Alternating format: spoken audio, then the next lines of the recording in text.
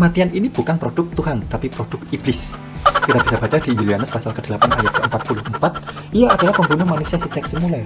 Jadi yang menyebabkan manusia ini mati adalah iblis, karena iblis yang mempengaruhi manusia biar berbuat dosa. Yang mencabut nyawanya itu siapa, Pak Yusuf? Saya tidak tanya ia menyerahkan nyawa atau tidak, Pak Yusuf. Ya, yang mencabut nyawa itu ya selama ini kan setan yang mencabut nyawa manusia. Berarti Yesus mati di kayu salib itu yang cabut nyawanya Yesus itu setan juga ya? Tuhan Yesus katakan sama iblis, aku yang bayar.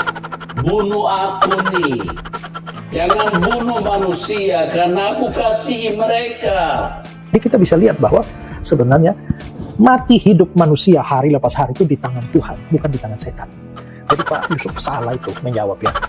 Nah ini harus berhati-hati. Sayang saya, dalam menjawab pertanyaan lebih baik kita tidak menjawab daripada menjawab salah. Dia bunuh, Tuhan yang bunuh di situ. Tuhan yang cabut nyawa mereka. Jadi Pak Yusuf ya baca itu ayat itu ya. Kalau Pak Yusuf berkata Tuhan tidak pernah mencabut nyawa manusia, Tuhan itu baik, Tuhan tidak pernah membunuh. Ya, Tuhan itu baik ya. Hanya setan yang membunuh. Tapi Alkitab berkata Pak Yusuf, Tuhan yang membunuh. Ini Alkitab. Assalamualaikum warahmatullahi wabarakatuh. Bismillahirrahmanirrahim. Alhamdulillahirrabbilalamin. Asyhadu an la ilaha illallah wa asyhadu anna Muhammadar Rasulullah. Sahabat Fakta Islam TV, Anda yang ingin mendapat ulasan-ulasan khas fakta seputar perbandingan agama Islam versus agama lain yang disajikan secara unik, mencerahkan namun tetap menghibur, disinilah tempatnya. Untuk itu bagi yang belum subscribe, bismillah silakan klik tombol subscribe. Bagi yang sudah subscribe, kami ucapkan terima kasih atas dukungan Anda untuk perkembangan channel ini. Insya Allah Anda menjadi bagian dari gerakan pencerahan umat, menghadang dan melawan anasir-anasir penyesatan dan pemurtadan yang gentayangan di sekitar kita. Sahabat, tahu nggak siapa yang kuasa mematikan makhluk? Siapa yang cabut nyawa manusia? Hidup dan matinya makhluk, bahagia dan derita, siapa yang atur? Jika Anda seorang muslim, anak kecil pun pasti bilang, yang kuasa atas itu semua adalah Tuhan, Allah Azza wa Jalla. Dialah yang menata segala kejadian, apapun yang terjadi atas makhluk, semua terjadi atas izin Allah. Termasuk kematian, itu semua terjadi atas kehendak Allah. Bagi muslim, kematian bukan kutukan, kematian bukan sebab dosa. Kematian adalah fase yang pasti dialami oleh makhluk. Bagi setiap makhluk hidup akan berhadapan dengan fase kematian. Itu dalam iman Islam. Tapi sahabat, beda cerita dengan saudara kita di Kristen. Udah lebih 2000 tahun berlalu, memasuki abad 21 sekarang, mereka belum juga sepakat soal siapa yang kuasa mematikan manusia. Mereka pun beda pandangan. Ada yang bilang mematikan itu Tuhan, ada lagi yang bilang bahwa yang mematikan adalah iblis, ada yang mengatakan bahwa kematian itu adalah produk iblis, bukan produk Tuhan. Ya, itu hak mereka ya. Jadi di sini kami hanya menyajikan fakta bahwa walaupun misionaris, penginjil begitu sibuk keluar masuk perkampungan muslim, ngajak kita murtad dengan berbagai modus, ternyata mereka sendiri sampai hari ini masih debat gimana menghitung jumlah pribadi dalam keesaan Tuhan, Bapa, Anak, dan Roh Kudus. Seperti apa rumusannya? Masih berpolemik sampai hari ini. Bahkan soal siapa yang mematikan pun masih nggak jelas dalam iman mereka. Lah ngapain rempong ngajak kita murtad lah mereka sendiri nggak punya keyakinan yang utuh soal doktrin keagamaannya. Sahabat, ini dia faktanya.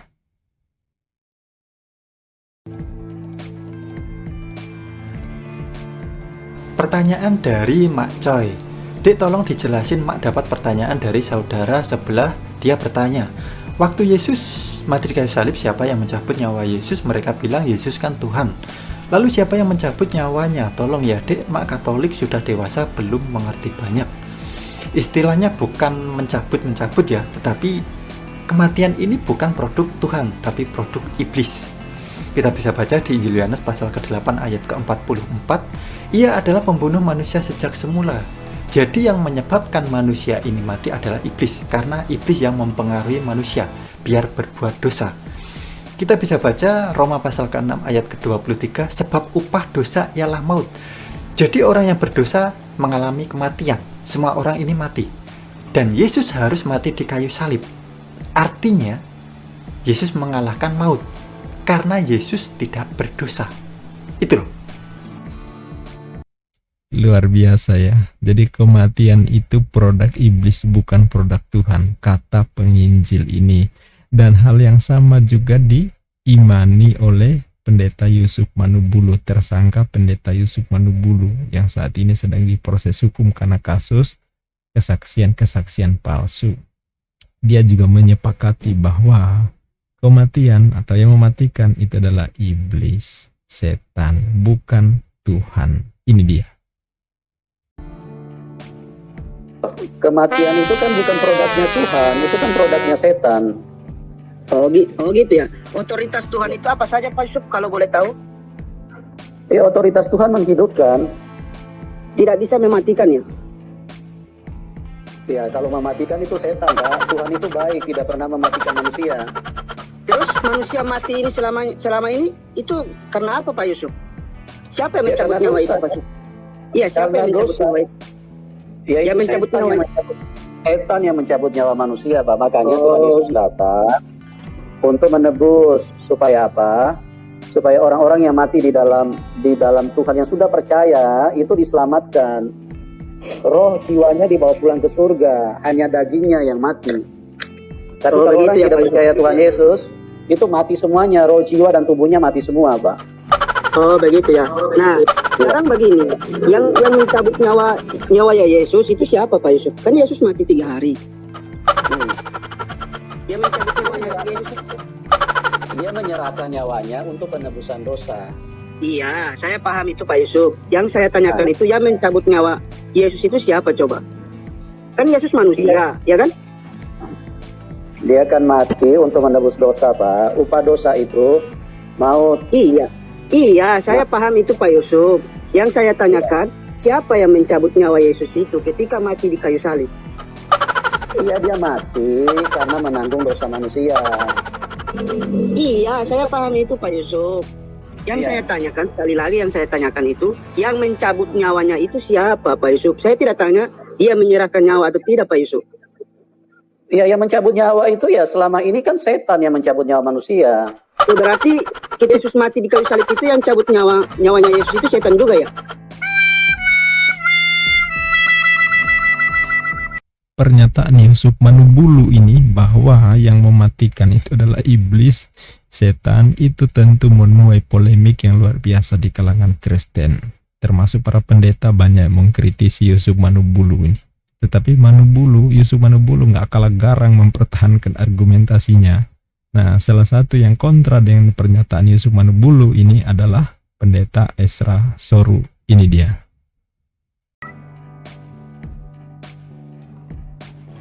Jadi kita bisa lihat bahwa sebenarnya mati hidup manusia hari lepas hari itu di tangan Tuhan, bukan di tangan setan.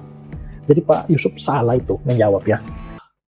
Setiap manusia yang terlahir di dalam dunia ini akan dikejar sama iblis untuk dibunuh. Nah ini harus berhati-hati. Saran saya dalam menjawab pertanyaan lebih baik kita tidak menjawab daripada menjawab salah. Tuhan mematikan dan menghidupkan. Ia menurunkan ke dalam dunia orang mati dan mengangkat dari sana. Tuhan mematikan dan menghidupkan. Bukan setan yang mematikan. Tuhan mematikan dan menghidupkan. Sesampainya surat ini padamu, maklumkanlah kiranya bahwa aku menyuruh kepadamu Naaman pegawaiku supaya engkau menyembuhkan dia dari penyakit kustanya. Segera sesudah Raja Israel membaca surat itu, dikoyakkannya pakaian serta berkata, Allahkah aku ini yang dapat mematikan dan menghidupkan? Ini kata-kata Raja Israel ini benar.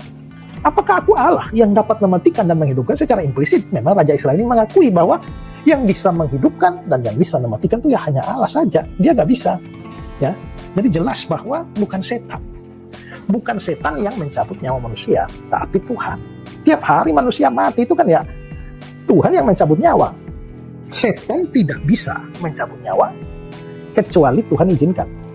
Ya, misalnya orang mati dengan kuasa gelap, ya itu kan pekerjaan setan juga. Tapi kan tak mungkin itu tanpa izin dari Tuhan. Ini juga banyak orang Kristen yang tidak mengerti ini. Mereka pikir kalau manusia mati, manusia ada di rumah duka, itu kehendak Bapa di surga. Karena pikiranmu ketutup setan, makanya engkau tidak mengerti itu. Iblislah yang melakukan itu semua. Tuh kan apa aku bilang, Yusuf Manobulu nggak mau kalah dia, karena dia merasa bahwa iblislah yang menjadi penyebab kematian. Kematian bukan karya Tuhan, tapi karya iblis, sama seperti kata penginjilan dari pusat rohani tadi. Nah, sekarang coba kita dengarkan penyangkalan yang sama seperti pendeta Asrosoru datang dari pendeta Muriwali Yanto Matalu. Ini dia. Tuhan yang bunuh di situ. Tuhan yang cabut nyawa mereka. Ya, jadi Pak Yusuf ya baca itu ayat itu ya. Ya, kalau Pak Yusuf berkata Tuhan tidak pernah mencabut nyawa manusia. Tuhan itu baik, Tuhan tidak pernah membunuh ya. Tuhan itu baik ya. Hanya setan yang membunuh. Tapi Alkitab berkata Pak Yusuf, Tuhan yang membunuh. Ini Alkitab, saudara ya. Jadi susah ya saudara ya. Kalau kita tidak belajar Alkitab sungguh-sungguh memang sulit ya. Kita sering menjawab sesuai dengan apa yang kita mau ya, apa yang kita pikir ya, yang kita anggap baik ya. Padahal itu tidak diajarkan Alkitab. Kita Iblislah yang menjadi bapamu. Ia adalah pembunuh manusia sejak semula. Ia adalah pembunuh manusia sejak semula. Setiap manusia yang terlahir di dalam dunia ini akan dikejar sama iblis untuk dibunuh. Ngeri kan hidup manusia dalam dunia ini? Ngeri sekali. Ini juga banyak orang Kristen yang tidak mengerti ini. Mereka pikir kalau manusia mati, manusia ada di rumah duka, itu kehendak Bapa di surga. Karena pikiranmu ketutup setan, makanya engkau tidak mengerti itu. Iblislah yang melakukan itu semua. Tuhan Yesus itu datang menggantikan kita. Dia mati supaya kita semua selamat, kita hidup. Dia yang bayar kekejian yang dituntut oleh setan. Karena manusia sudah berdosa, makanya dia bayar itu semua. Tuhan Yesus katakan sama iblis, aku yang bayar. Bunuh aku nih. Jangan bunuh manusia, karena aku kasihi mereka. Tuhan Yesus katakan sama iblis, aku yang bayar. Bunuh aku nih. Jangan bunuh manusia, karena aku kasihi mereka.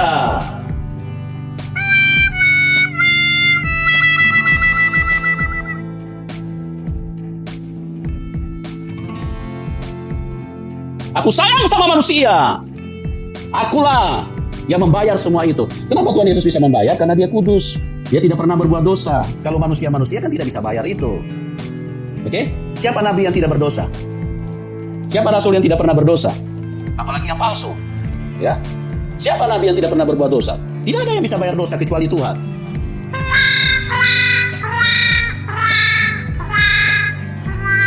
Nah, pembayaran itu ditujukan kepada siapa? Kepada iblis.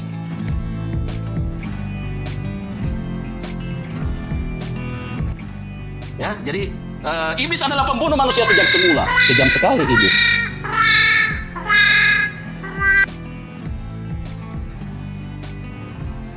Kalau kita benar-benar hidup di dalam Yesus, kita ini memang bisa usir setan. Dan kita doakan orang sakit sembuh. Dan ketika kita minum racun maut, karena orang lain meracun, itu tidak akan mati. Karena racun yang kita minum itu menjadi vitamin. Hari ini kau bertobat dalam nama Yesus, in the name of Jesus.